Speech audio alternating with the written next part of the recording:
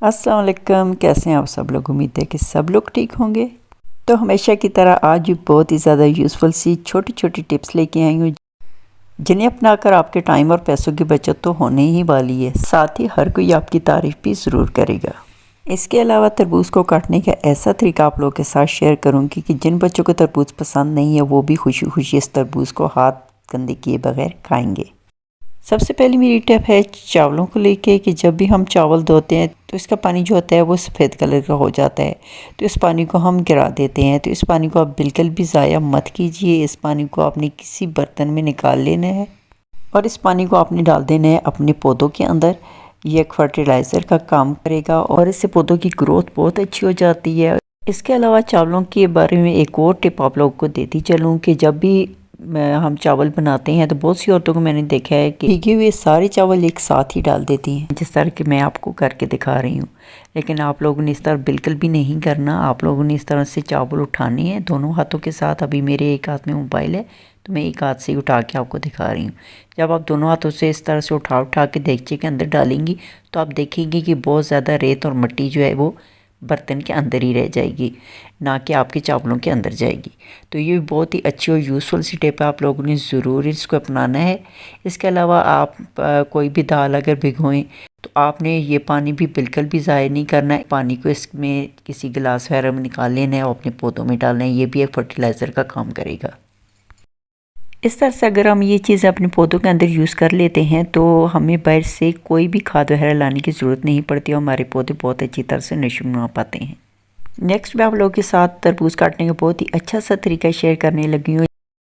इस तरीके से अगर आप तरबूज को काटेंगे तो आपके बच्चे भी खुश होकर खाएंगे और दूसरा ये कि अपने हाथ और कपड़े गंदे बिल्कुल भी नहीं करेंगे। तो आपने इस तरह से तरबूज को काट लेना है जिस तरह कि मैंने काटा है, और इसको आपने छिलका आपने इस तरह से उतारना है कि एक साइड से भी आपने इसका छिलका उतार लेना है और दूसरी साइड से बीच में थोड़ी सी जगह पे आपने इसका छिलका छोड़ देना है। जिस तरह मैं काट रही हूँ आपने बिल्कुल इस तरह से काटने हैं तो आप देखेंगे कि आपके बच्चे भी बहुत खुश होंगे। जिन बच्चों को तरबूज पसंद नहीं है तो वो भी बहुत ही खुशी खुशी खाएंगे। किसी भी फ्रूट को हम किसी अच्छे तरीके से काट के और किसी अच्छी सी प्लेट में डाल के रखेंगे तो देखने वाले को खुद ही अच्छा लगेगा और वो शौक से खाएगा। नेक्स्ट जो मेरा आइडिया है वो भी बहुत ही यूज़फुल सा है और आपको यकीनन पसंद आएगा। तो इस तरह के छोटे छोटे पीसेस जब साबुन के बच जाते हैं तो यकीनन हम इनको फेंक देते हैं। तो आपने आज के बाद इनको बिल्कुल भी नहीं फेंकना। इनको आप किसी भी पुरानी सी सॉक्स में डालें और सॉक्स को गिरा लगा के आप इनको कपड़े धोने वाली मशीन के अंदर डाल दें। तो वॉशिंग मशीन में डालने से ये होगा कि इससे कपड़ों में खुशबू भी आएगी और ये साबुन भी ज़ाया होने से बच जाएगा। दूसरा तरीका इसका ये है कि इसको आपने छोटे छोटे पीसेस में कर लेना है।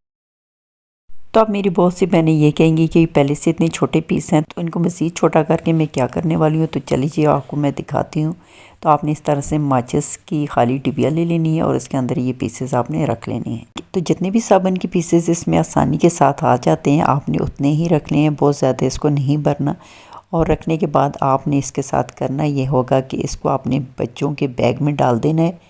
स्कूल में बच्चे जब हाथ धोते हैं तो साबुन की ज़रूरत होती है, तो इससे ये होगा कि आपके बच्चे के हाथ साफ़ रहेंगे, जर्म्स से वो महफूज रहेंगे और बीमार भी नहीं होंगे। अगर आप साबुन के बचे हुए छोटे पीसेस अपने बच्चों को नहीं देना चाहती तो आप न्यू वाला साबुन ले लें। इसको आप इस तरह से छोटे छोटे पीसेस में काट के भी माचिस की डिबिया के अंदर रख के अपने बच्चों को दे सकते हैं। ये आपकी मर्ज़ी है। मेरा मकसद आप लोग को आइडिया देना था। आप बच्चों ये साबुन के पीसेस को यूज़ करना चाहती हैं तो भी कर सकती हैं, न्यू साबुन को यूज़ करना चाहती हैं तो उसको भी आप यूज़ कर सकती हैं। तो इस तरह से आप अपने बच्चों को स्कूल के लिए भी दे सकती हैं और अपने बैग में भी डाल के आप कहीं भी जाएं तो साथ ले जा सकती हैं। तो ये भी बहुत ही यूज़फुल सा आइडिया आप लोग को यकीनन पसंद आया होगा। तो साबुन का जो खाली रैपर है इसके भी मैंने बहुत से आइडियाज़ आप लोगों के साथ पहले भी शेयर किए हैं और अभी मैं आप लोगों के साथ इसका बहुत ही अच्छा सा आइडिया शेयर करने लगी हूँ।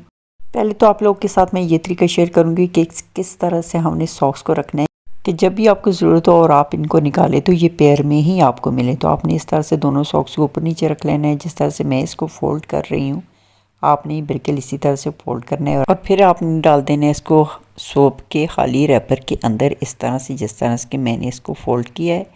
तो इस तरह से आपने डाल लेना है और आपने जब भी कहीं जाना हो तो इनके अंदर आपने सॉक्स को डालना है और अपने बैग के अंदर रख लेना है, तो बहुत ही जल्दी आपको ये मिल भी जाएंगी। दूसरा इसका फ़ायदा ये होगा कि जब भी आप सॉक्स निकालेंगी तो इससे बहुत ही अच्छी सी खुशबू आएगी।